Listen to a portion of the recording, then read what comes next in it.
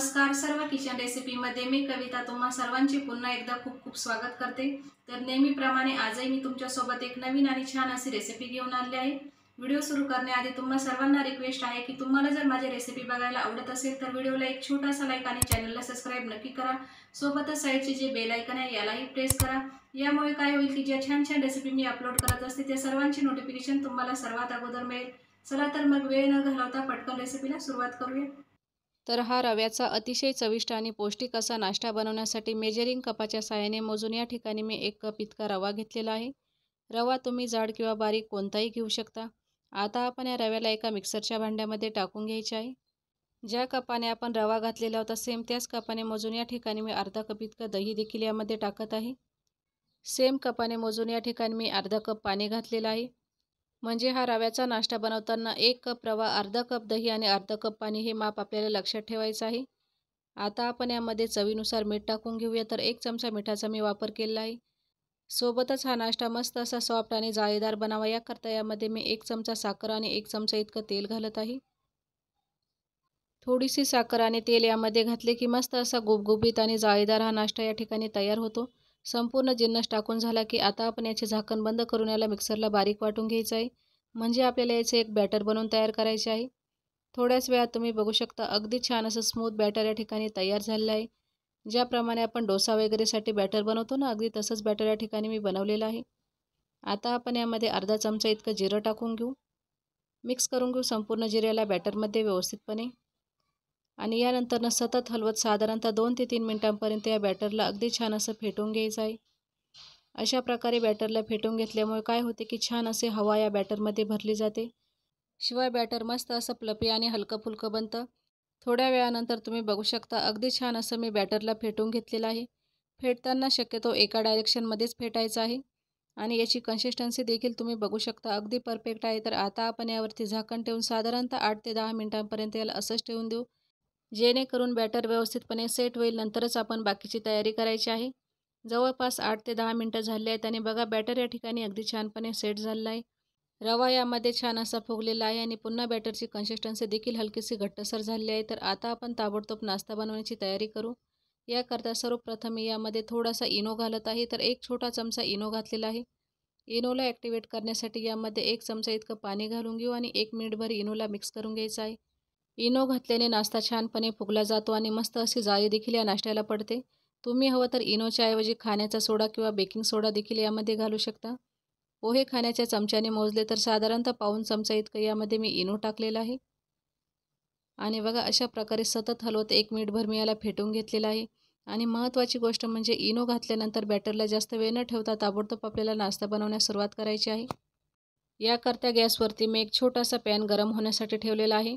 आता आपण यामध्ये साधारणतः 2 चमचे इतकं तेल टाकून घेऊ आणि तेलाला अशा प्रकारे संपूर्ण तव्यामध्ये व्यवस्थितपणे पसरवून घ्यायचं आहे।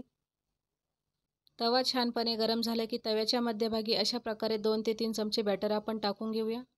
तुमच्याकडे जर हा पॅन नसेल तर तुम्ही हवं तर नॉर्मल डोश्याच्या तव्यावरती देखील हा नाश्ता बनवू शकता। आणि बघा जवळपास 3 चमचे इतकं बॅटर यामध्ये मी टाकलेलं आहे। हा रव्याचा नाश्ता अधिकच पौष्टिक होण्यासाठी यामध्ये काही आपण भाज्या देखील घालणार आहे। भाज्यांमध्ये सर्वात अगोदर मी कापलेला टोमॅटो घेतलेला आहे। तर अशा प्रकारे मी टोमॅटोचे स्लाइस बनवून घेतलेले होते, त्याला मध्यभागी ठेवून घेऊया। आणि यानंतर कडेने मी कापलेली हिरवी मिरची देखील यामध्ये टाकत आहे। तर ही कमी तिखट हिरवी मिरची आहे। तुम्ही हवं तर या ठिकाणी काकडीचे काप देखील ठेवू शकता। ज्या पद्धतीने आपण पिझ्झा वगैरे सजवतो ना, त्याच पद्धतीने हा नाश्ता मी बनवत आहे।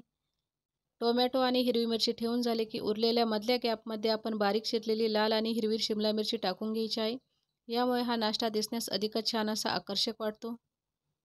लहान मुलांना सँडविच, पिझ्झा यांसारखे पदार्थ खायला फार आवडते। तर अशा वेळी तुम्ही भरपूर भाज्या घालून केलेला हा पिझ्झाच्या चवीचा नाश्ता मुलांना टिफिनसाठी किंवा नाश्त्यासाठी देऊ शकता। खूप हेल्दी अशी ही रेसिपी आहे। यानंतर यामध्ये मी थोडीशी बारीक चिरलेली कोथिंबीर देखील टाकलेली आहे। नाश्ता दिसण्यास अधिकच आकर्षक दिसावा याकरता यामध्ये मी थोडी कुटलेली लाल मिर्च आणि चाट मसाला देखील घालत आहे। तुम्ही हवं तर मिक्स अप किंवा ऑर्गेनो वगैरे यामध्ये टाकू शकता। आणि बघा अशा प्रकारे शेवटी थोडासा चाट मसाला आणि मीठ मी स्प्रिंकल करून घेतलेला आहे, ज्यामुळे भाज्यांना चव देखील अगदी छान येते।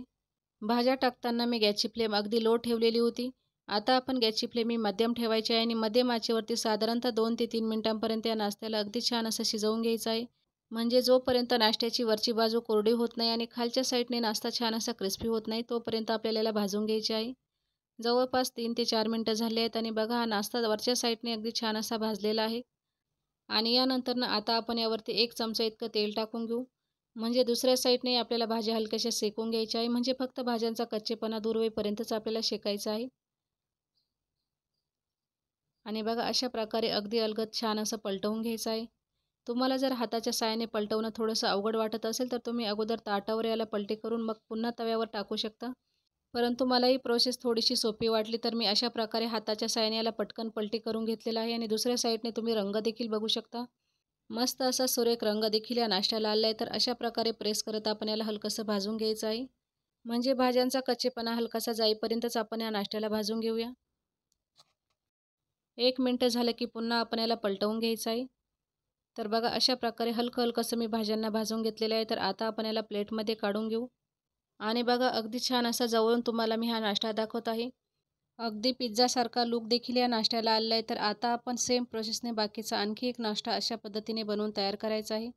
रोज रोज मुलांच्या टिफिनसाठी किंवा नाश्त्यासाठी काय बनवावे हा प्रश्न पडतो. तर अशा वेळी तुम्ही झटपट हा रव्याचा पौष्टिक नाश्ता बनवू शकता. बऱ्याचदा मुले भाज्या वगैरे खाण्याचा फार कंटाळा करतात. तर अशा वेळी भरपूर असा भाज्यांचा वापर करून तुम्ही हा नाश्ता मुलांना देऊ शकता. फक्त 1 कप रवा आणि भरपूर अशा भाज्या घालून केलेला हा रव्याचा पौष्टिक पदार्थ तुम्ही सकाळी नाश्त्यासाठी, मुलांच्या टिफिनसाठी किंवा संध्याकाळच्या छोट्या-मोठ्या भुकेसाठी देखील बनवू शकता. खूप साधी, सोपी, झटपट होणारी पौष्टिक अशी ही रेसिपी आहे. तर ही रेसिपी तुम्ही घरी नक्की ट्राय करा. रेसिपी कशी वाटली मला कमेंट बॉक्समध्ये सांगा. सोबतच अशा नवनवीन अचूक आणि प्रमाणबद्ध रेसिपी बघण्यासाठी सर्व किचन रेसिपी या आपल्या चॅनलला यूट्यूबवरती सबस्क्राईब करा. चला तर मग पुन्हा भेटूया अशाच एका छानशा रेसिपीसोबत.